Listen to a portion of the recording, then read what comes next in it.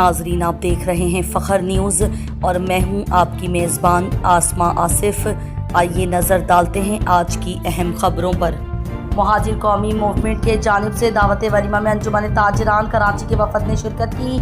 Chairman आफाक अहमद के साथ जावेद शम्स, सदर अंजुमन ताजिरान कराची आमिर आरिफ, नाइब सदर Mohammad Rashid member managing committee, Amir Tahiri member managing committee, Shoaib Batla member managing committee. खुशी व मुसरत के इस मौके पर यादगार ग्रुप फ़ोटो, बाहमी यकजहती और अखुवत के रिश्तों का अजीम बंधन। वजारत अफरादी कुव्वत व समाजी तरक्की के तहत काम करने वाला प्लेटफॉर्म कीवा ने खबरदार किया है कि वो 1 जुलाई से ऐसे कारकुनान को इदारों के रिकॉर्ड से खुदकार तौर पर हज़फ करना शुरू कर देगा जिनके वर्क परमिट अकामा वर्क परमिट को 3 माह से ज़ायद अरसा गुजर चुका हो और वो तजदीद ना हुए हों।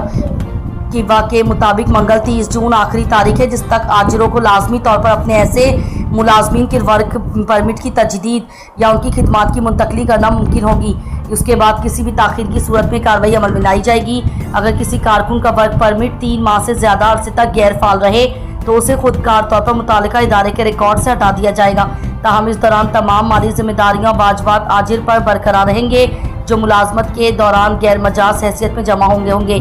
किवा ने एक असस्तना भी बयान किया है कि अगर वर्क परमिट की मियाद ख़त्म हो और इकामा रेजिडेंसी परमिट भी अभी कम अज़ कम 180 दिन तक करामद हो तो महज बाज़ सूरतों में वर्क परमिट की तजदीद ना होने के बावजूद कारकुन को रिकॉर्ड से नहीं हटाया जाएगा। लेकिन अगर इकामा की बाकी मुद्दत 180 दिन से कम हो तो दोनों दस्तावेज़ात की तजदीद लाजमी होगी।